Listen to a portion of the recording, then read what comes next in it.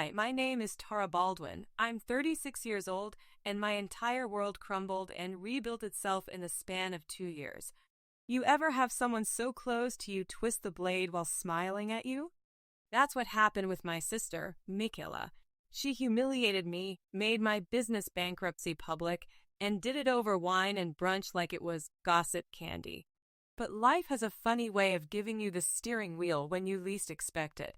Spoiler alert, she wanted a white picket fence dream home. I bought it. And I made her walk through the open house tour. Ever been stabbed in the back by family and made them pay for it in the sweetest way?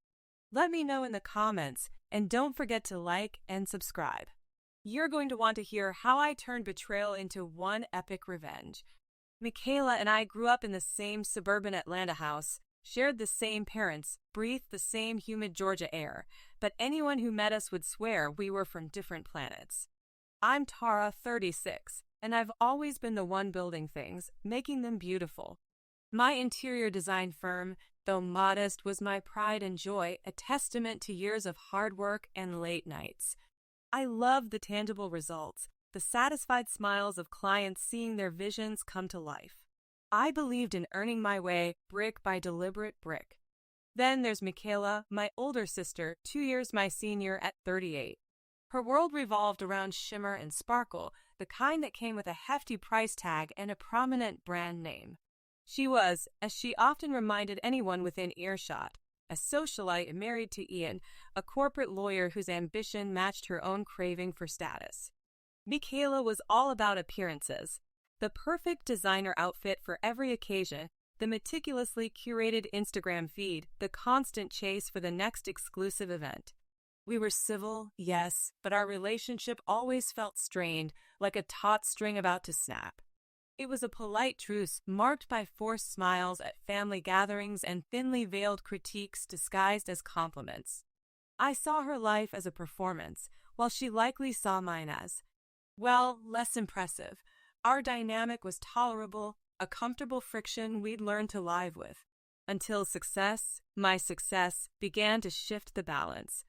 As my business gained traction, landing bigger projects and attracting more attention, the civility started to wear thin. It was as if my rising tide, instead of lifting all boats, was threatening to capsize hers.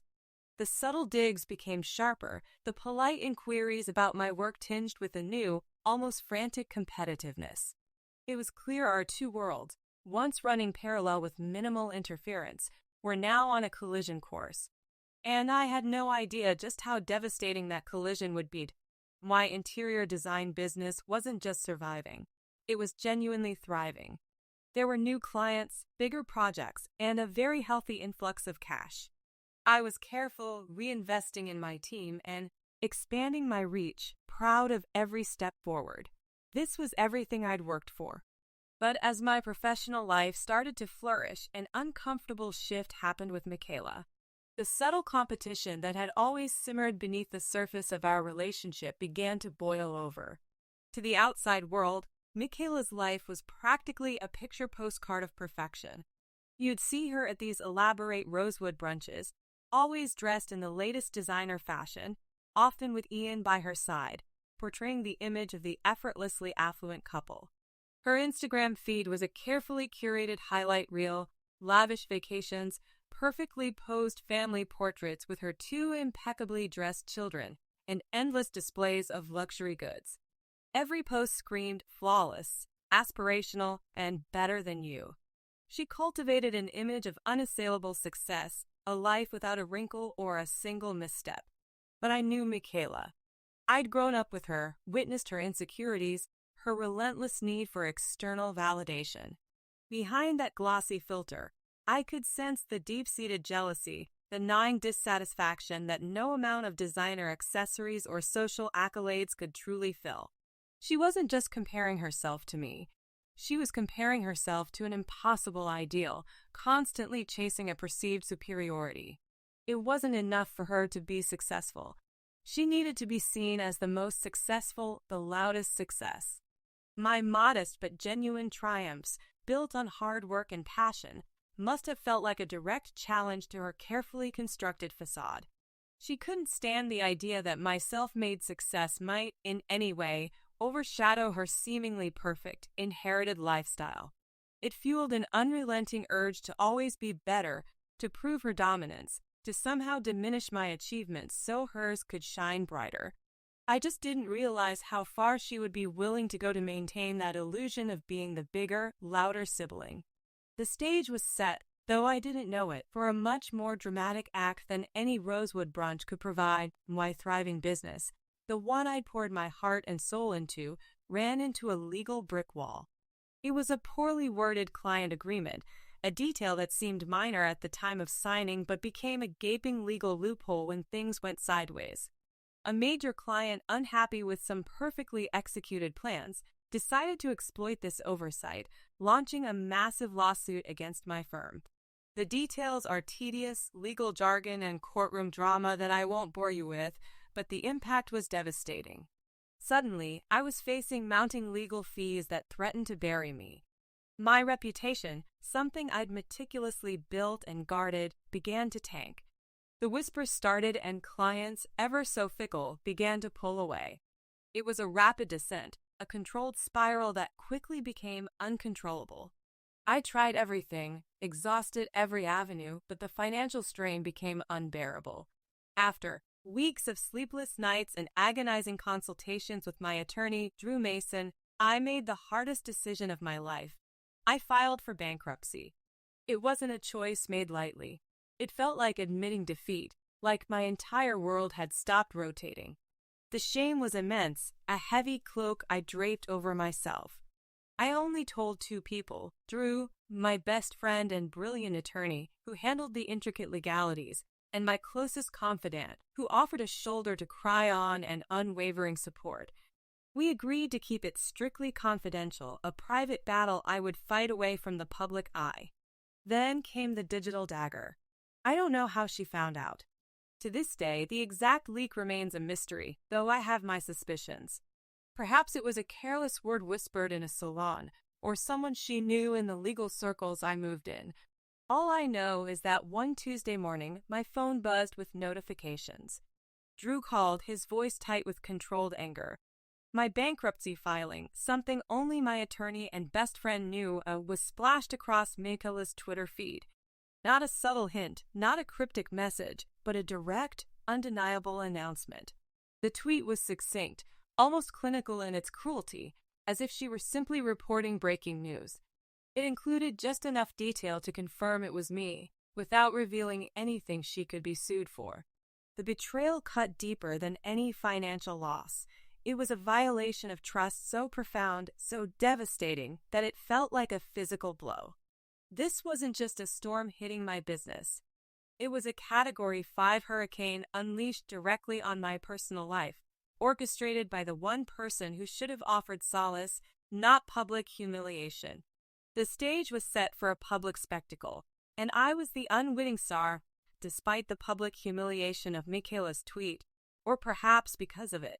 I felt an obligation to maintain some semblance of normalcy, to show that I wasn't completely broken.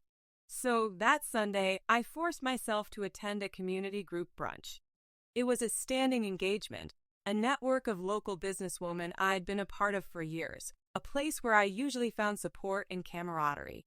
I walked in, trying to project an air of calm, a facade of resilience, but my heart was pounding a frantic rhythm against my ribs.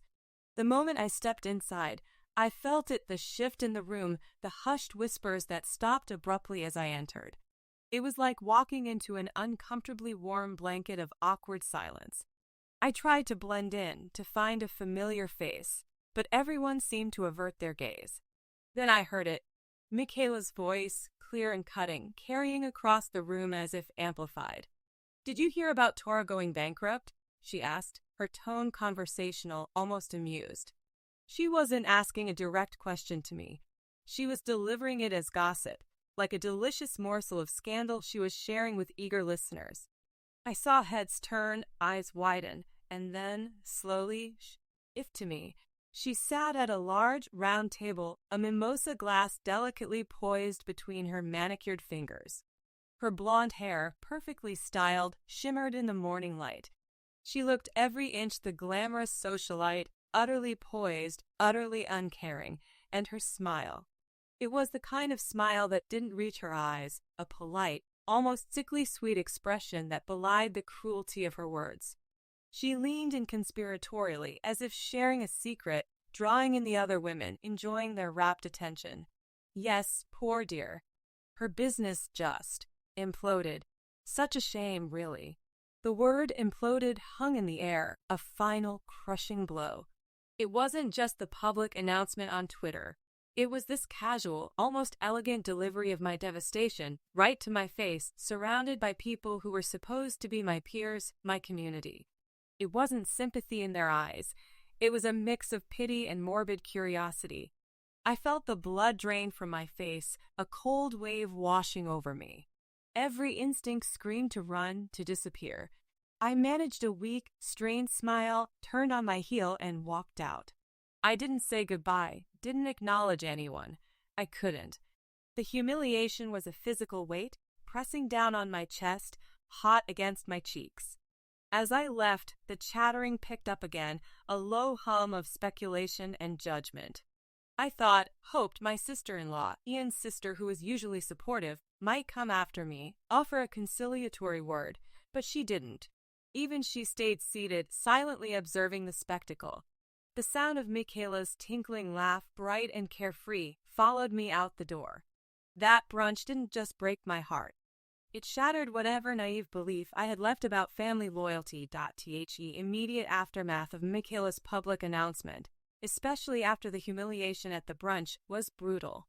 It was like a sudden, chilling winter descending on my life. The gossip spread like wildfire through the suburban Atlanta circles we moved in, fueled by Michaela's subtle prodding and the inherent human fascination with scandal. Every hushed conversation, every averted gaze, felt like another confirmation of my status as a social pariah. My perfectly ordered world, meticulously built over years, seemed to collapse around me. My clients, once so enthusiastic about my designs, started to vanish. Projects were postponed indefinitely, then quietly canceled. The phone, once a constant companion, fell silent. The carefully constructed network of contacts I had nurtured evaporated almost overnight. Friends, those fair-weather companions who had flocked to my successful design firm, suddenly found themselves too busy for coffee, too wrapped up in their own lives to offer a word of comfort. The silence was deafening, the ostracization palpable. I was Tara Baldwin, the bankrupt designer, a cautionary tale whispered over lattes and charity luncheons. And Michaela? She thrived in the attention, basking in the glow of her perceived financial superiority. She didn't stop at just announcing my bankruptcy. She continued to subtly twist the knife. Her social media, already a monument to her curated perfection, became an endless stream of cryptic quotes about financial prudence, overcoming adversity implying she had, while I hadn't, and the importance of wise investments. Each post felt like a direct jab, a smug reminder of my downfall, thinly veiled behind platitudes. She was reveling in it, enjoying every miserable moment of my public unraveling. The hurt was a dull ache, constant and pervasive. There were days I could barely get out of bed, the weight of the humiliation almost unbearable. But beneath the profound pain, something else began to stir. It started as a flicker, a tiny spark of indignation, and then it grew into a steady, burning resolve. I looked at Michaela, so self-satisfied, so cruel in her victory, and I realized I couldn't just wallow. I wouldn't. This wasn't just about recovering my finances. It was about reclaiming my dignity, about teaching her a lesson she would never forget. I masked my hurt with a stoic silence, withdrew from the public eye, and began to plot. Not a desperate, angry lashing out, but a cold, calculated plan. I would build myself back up, stronger and more resilient than before, and then I would make her pay for every single tear, every moment of isolation, every scathing remark. The echo chamber of humiliation she had created would, I decided, eventually reverberate only with the sound of her own downfall. My revenge wouldn't be loud or immediate. It would be quiet, strategic, and utterly devastating. Public humiliation and social ostracization had hit me hard, but they also ignited a fire. I was down, but I was far from out. The first step was practical. I needed to rebuild my finances, but stealthily, away from the prying eyes and judgmental whispers of Atlanta's social circles. My former clients thought I was a lost cause, my reputation in tatters. Perfect. That gave me the anonymity I needed. Through a professional networking site, I stumbled upon a remote contract design job. It wasn't the kind of high-profile, glamorous work I was used to, but it was with an international client who cared about talent and results, not local gossip. The time difference worked in my favor, allowing me to work unconventional hours and remain largely invisible during the day in my own time zone. I poured myself into it, channeling all my frustration and resolve into my designs. The work was demanding, and the client was exacting, but it was exactly what I needed, a challenge that pulled me out of my despair and reminded me of my capabilities. I downsized dramatically. My once spacious home, a casualty of the bankruptcy, was gone. I moved into a small, nondescript studio apartment on the fringes of the city, a place I could truly call my bunker. It was cramped, certainly not glamorous, but it afforded me the privacy and low profile I desperately dead. My furniture was sparse, mostly pieces I'd salvaged or bought secondhand, a stark contrast to the meticulously designed spaces I used to create for others. This was my chrysalis, a place where I could shed my old skin and undergo a radical transformation unseen. Going no contact with Michaela was surprisingly easy and immensely liberating. I blocked her number, unfollowed her on all social media, and politely declined any family invitations that might include her. It was as if a toxic weight had been lifted. The energy I used to spend bracing myself for her next subtle affront was now redirected entirely into my work, into my recovery. And the money started to roll in, quietly, steadily. My international client was thrilled with my dedication and the quality of my work, and the contracts grew in scope and value. Within months, I was making over $300,000 a year, all earned online, all funneled through discreet accounts, and all completely off the radar of anyone who knew me in Atlanta. No one suspected a thing. They assumed I was still reeling, still struggling, perhaps working some dead-end job to make ends meet. And I let them. Because while they were busy living in the past, I was quietly building a future and a plan for a particularly delicious present one evening. As I was taking a rare break from my remote work, scrolling through my social media feed carefully curated to avoid any Michaela-related content, of course, I stumbled upon something that stopped me cold. It wasn't a direct post from Michaela, but a repost from one of her close friends, a photo of Michaela and Ian holding a sold sign in front of a sprawling, magnificent house. Except the sign was photoshopped. The caption read, "Future homeowners, dreaming big with the Baldwins." My heart did a strange little flutter, a mix of apprehension and dawning realization. It seemed Michaela and Ian had officially started their house hunting journey, and true to form, they were documenting every aspirational step of it on TikTok. There were videos of them touring lavish properties, Michaela narrating with breathless excitement about walk-in closets, big enough for a boutique, and gourmet kitchens ready for celebrity chef status dinners. They were showcasing their journey to finding the perfect forever home, a narrative carefully crafted for public consumption. I watched silently, a ghost in their digital audience. Most of the houses they toured were standard luxury builds, easily recognizable, nothing that particularly resonated. Until one day, it was a TikTok from Ian's account this time, a short, almost casual clip. Michaela was twirling on a grand staircase, giggling, "This one, honey, this one is it." And as the camera panned, my breath caught. I knew that house. How could I not? It was a grand southern colonial in Johns Creek, an architectural masterpiece nestled amidst mature trees and manicured lawns. I'd seen it in design magazines. It was locally famous. More importantly, it had been the residence of a notoriously private, incredibly wealthy celebrity chef for over a decade. It embodied everything Michaela had ever obsessed over: pedigree, grandeur, and an undeniable aura of affluent exclusivity. It was her white picket fence dream home, amplified to a sprawling mansion. The TikTok mentioned an open house coming soon in 2 months. I remember Drew once telling me that the chef had quietly put the house on the market a few months prior, seeking an equally quiet, discerning buyer. It was prime real estate, a true gem that rarely came available. Viewing Michaela's starry-eyed reaction, her almost childlike delight as she imagined herself living there, something clicked into place. The spark of my revenge, long simmering under the surface, suddenly ignited into a roaring flame. My objective was clear. I wouldn't just recover. I wouldn't just surpass. I would own her dream. I would become the invisible hand pulling the strings, directing the destiny of her ultimate fantasy. I set my sights on that house. 2 months. That was all the time I had to transform a quietly powerful ambition into a stunning, undeniable reality.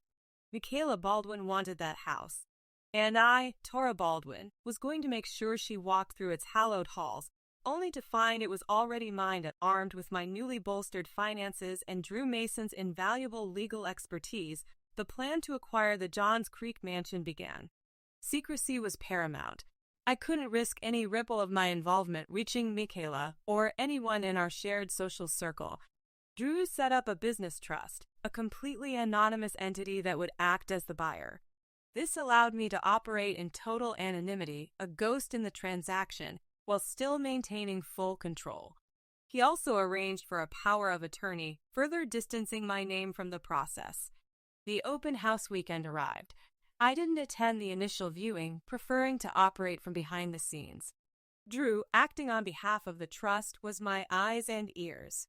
I tracked Michaela's social media, knowing she wouldn't be able to resist documenting her presence at her dream house. True to form, her TikToks and Instagram stories from the mansion were a masterclass in aspiration. She floated through the grand rooms, a vision of delighted entitlement, pointing out every detail that solidified her fantasy. "Oh, Ian, imagine our morning coffee right here," she cooed, her hand caressing a built-in coffee bar in the gourmet kitchen. She practically skipped through what she affectionately dubbed my shoe closet, a cavernous space off the master bedroom. Her commentary was a litany of future plans, of where the antique console would go, how the chandelier would sparkle, how perfect their lives would be within those walls. She was already living there in her mind. The bidding process was intense, a flurry of offers and counter-offers. Mrs. Callahan, the realtor, a wonderfully cheerful woman, seemed a little perplexed by the anonymous trust, but Drew assured her of our seriousness and readiness to move quickly. Michaela and Ian, as I learned through hushed legal channels, were clearly the front runners, confident in their position, no doubt assuming their status would carry the day. They placed a solid, competitive bid, one that would have secured the house under normal circumstances. But these were not normal circumstances. At the absolute last minute, just as the deadline for bids was approaching, Drew, acting on my instruction, delivered the final, decisive offer. $1.4 million, and then, the kicker, paid in full with cash. No financing contingencies, no appraisals, no delays, just a clean, undeniable, immediately actionable sum. It was a staggering amount, more than the house was officially listed for, more than anyone else could or would comfortably offer. It was an offer designed to sweep aside all competition, including Michaela's. It was the ultimate mic drop in a silent, high-stakes negotiation. The look on Drew's face when he called to confirm was priceless. A mixture of professional satisfaction and utter disbelief. The house was mine. Michaela had walked through her dream, breathed its air, laid her claim. But while she was busy dreaming aloud, I was quietly ensuring that her fantasy would remain just that, a fantasy. The keys, the deed, the ultimate reality now belonged to me. Weeks passed after the house closing, weeks of continued silence from my end, and increasingly frantic social media posts from Michaela, wondering aloud why the chef's Johns Creek estate hadn't been sold yet, or if there was an issue with their bid. I knew with a quiet satisfaction that the realtors were holding their tongues, bound by confidentiality agreements, and that Michaela and Ian were being given the polite runaround. The suspense was building, and I savored every moment. The final step of my plan was the reveal, and it had to be perfect. I needed Michaela to confront the reality of her loss in the most visceral way possible. So I sent her an invitation, a beautifully engraved card, simple and elegant, inviting her to a reconciliation brunch. The location was given only as a specific address in Johns Creek. I knew she'd come. The lure of being the bigger person, the narrative of her magnanimously forgiving her lost sister, would be too strong for her to resist. And of course, the ever-present curiosity about my continued absence and lack of public struggle. She'd probably arrive expecting to find me in some small, unimpressive space, ready to beg forgiveness. The day arrived. I stationed myself inside the grand entryway of the Johns Creek Colonial, the very same one Michaela had twirled on in her TikToks. My heart was a steady drum, not from nerves, but from a profound sense of anticipation. I heard the crunch of tires on the gravel drive, and then the familiar click of high heels on the marble foyer. Michaela swept in through the front door, her designer sunglasses perched on her head, her expression a mix of forced pleasantness and barely concealed superiority. She wasn't alone. Trailing slightly behind her, looking a little confused, was Mrs. Callahan, the realtor who had facilitated the sale of the house. Michaela must have brought her along, perhaps for moral support, or to witness my supposed humility. She probably assumed the brunch was at some new, small design studio I'd opened, and seeing Mrs. Callahan here, at what she still believed was her dream house, perfectly played into her fantasy. She probably thought I had some connection to Mrs. Callahan and this house, and she was already preening, imagining herself as the future mistress of the estate. Michaela took a deep breath, an exaggerated sigh of contentment, and her eyes scanned the familiar high ceilings and gleaming floors, practically glowing with possessive desire. "Ah, Tara," she began, a faux sympathetic smile already forming. "So this is unexpected." She paused, letting her eyes sweep over the expansive rooms once more. "I must say, even in this state, it has such potential. You know, Mrs. Callahan here just sold me and Ian our dream home. We closed on it just last week. Before she could finish her practice line, before she could fully bask in her imagined triumph, I stepped forward. My hand, steady and unyielding, held a set of polished brass keys glinting in the morning light, and beneath them a crisply folded legal document. "Welcome, Michaela," I said, my voice calm, clear, and utterly devoid of emotion. "Welcome to your fantasy." Not. And with a flourish, I tossed the keys and the deed onto the intricately patterned rug at her feet. The name on the deed, clearly visible even from a distance, was Tora Baldwin. Each moment Michaela saw my name on that deed, it was as if a switch flipped from poised socialite to unhinged fury. Complete chaos erupted in the mansion's foyer, her face, usually so meticulously composed, contorted with disbelief, then rage. The keys and deed, which I had so meticulously placed, lay on the floor, symbolic of her shattered dreams. "What is this?" she shrieked, her voice echoing through the grand hall. "Tora, what sick game are you playing? This is our house. We put in an offer. Ian will never stand for this." Mrs. Callahan, the realtor, looked utterly mortified, trying to interject with soothing professional murmurs about confidential sales and anonymous buyers, but Michaela was beyond listening. She screamed, a high-pitched, almost animalistic sound, tears streaming down her face, ruining her perfect makeup. You did this. You sabotaged us. You're just jealous. You've always been jealous of me, of everything I have." Her accusations were a torrent, a desperate attempt to weaponize my past, to dismiss my success as mere envy. She accused me of being spiteful, of being obsessed with her life. She wailed about how unfair it was, how she deserved this house, how Ian had worked so hard. It was a spectacular meltdown, worthy of a theatrical stage. Through it all, I remained calm. A stillness settled over me, a profound sense of peace. I let her rage, letting her humiliation wash over the space. Every accusation she hurled, every tear she shed was a small victory for the quiet, broken woman she thought she'd left behind. When she finally paused, gasping for breath, I stepped forward. Jealous, Michaela? My voice was low, steady, and dangerously calm. No, I'm not jealous. I'm just solvent and strategic. I picked up the keys and the deed from the floor, holding them up, letting them catch the light. While you were busy tearing someone down, reveling in their public humiliation, I was busy rebuilding. Not just my company, but my life. I went no contact, Michaela. Not because I couldn't bear to see you, but because I couldn't bear to let your negativity pollute my journey back. I took a slow, deliberate step towards her, watching her eyes widen, almost fearing me. You shared my bankruptcy with the world, Michaela. You turned my personal struggle into public gossip, a pathetic attempt to lift yourself up by pushing me down. My voice never rose, but the steel was evident in every word. So I decided to return the favor. I didn't just rebuild my success. I gift-wrapped it for you. Right here in this house, the one you flaunted across social media, the one you truly believed was yours. I gestured around the elegant foyer. This isn't a reconciliation brunch, Michaela. This is a lesson. You shared my bankruptcy with the world. So I gifted you my success at your dream house.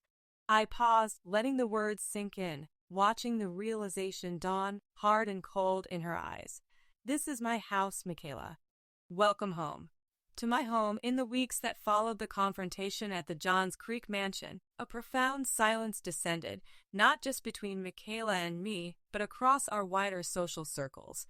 The sheer, undeniable public nature of her humiliation meant there was no spin, no half-truth she could cling to. The news, I imagine, spread with incredible speed, fueled by Mrs. Callahan's discreet but mortified recounting and Michaela's immediate, almost panicked reactions. First, and most tellingly, Michaela deleted her social media. Every carefully curated Instagram post, every aspirational TikTok, every smug Twitter update simply vanished. The digital monument to her supposedly perfect life, the very platform she had used to broadcast my bankruptcy, became a hollow emptiness. It was an admission of defeat, a desperate attempt to erase the evidence of her fall from grace. She didn't just go dark. She went utterly silent. Even Ian, normally oblivious in his pursuit of corporate status, was notably absent from public view. The gossip circles went quiet too. My name, once whispered with pity or disdain, was now accompanied by a strange mixture of awe and fear. People didn't know what to make of me. The bankrupt interior designer had somehow, impossibly, risen from the ashes to buy the very mansion her glamorous sister had coveted. The sheer audacity, the quiet power behind the act, was unsettling to those who thrived on superficiality. There were no more thinly veiled jokes, no more sympathetic head tilts. Just a respectful, almost fearful silence. For me, this period was one of profound peace. The knot of bitterness and hurt that had resided in my stomach for so long began to unravel. The vengeance was complete, and the release was palpable. I stood in the grand foyer of the Johns Creek mansion, my mansion, and felt lightness. It was time to renovate, not out of spite, but for myself. To create a home that truly reflected who I was, where I had been, and where I was going. I meticulously planned every detail, pouring my design expertise into making it a sanctuary. Each room became a reflection of my journey, but there was one space I reserved for a special purpose, a quiet nook away from the main living areas. This room, once perhaps a small study or a linen closet, I transformed into a meditation library. It was minimalist, serene, with comfortable cushions, soft lighting, and shelves filled with books on resilience, personal growth, and healing. And directly behind a clear, unassuming glass panel, prominently displayed but not ostentatiously so, were the legal papers from my bankruptcy. The very documents that had triggered Michaela's betrayal, the symbol of my lowest point, were now framed, a stark, powerful reminder. Not of a failure, but of the bedrock upon which my spectacular comeback was built. It was a tangible testament to the fact that sometimes, the end of one chapter is simply the dramatic beginning of another. Today, walking through the finished mansion, my home, is an experience filled not with triumph over Michaela, but with a quiet sense of accomplishment. Each room tells a story, not of revenge, but of resilience. The gleaming hardwood floors, once scuffed and bearing the marks of another's life, now reflect the light of my own journey. The cool, polished marble countertops in the kitchen, where a celebrity chef once cooked, now hold memories of my own new beginnings. This house is no longer just a trophy, a symbol of my victory over betrayal. It is a monument to my survival, a tangible representation of how I rebuilt myself, piece by painstaking piece. I am happy here, truly, deeply whole. The anger and hurt that once consumed me have faded, replaced by pride in my tenacity, in my ability to thrive without becoming cold or bitter. I could have let Michaela's cruelty define me, letting it fester into an endless cycle of resentment. Instead, I chose to channel that pain into purpose, to construct something beautiful and enduring from the ashes of devastation. And Michaela? The silence from her end has been almost absolute. Gossip eventually trickled back to me through Aunt Rhonda, who remains a gentle, unwavering presence in my life. Michaela and Ian apparently struggled after the house debacle, forced to downsize significantly. The extravagant lifestyle, built on appearance rather than true substance, couldn't sustain the hit to their pride and perhaps their finances. Michaela is reportedly learning to live within her real means, a harsh but necessary lesson. I hear she's even taken up gardening, a far cry from her rosewood brunches. Family rifts, especially ones as deep as ours, rarely heal completely. There's a distance, a chasm that may never be fully bridged. But I've made peace with that. My peace depends not on her apology, but on my own serenity. I live in this house, surrounded by the beauty I've created, and I feel lighter than I ever have before. It's a different kind of mic drop now, not one of explosive revelation, but of quiet, undeniable truth. My story isn't just about getting even. It's about becoming better. With every step on these hardwood floors, every glance at these marble countertops, I am reminded that the sweetest revenge isn't just winning, it's winning and finding your own unwavering peace.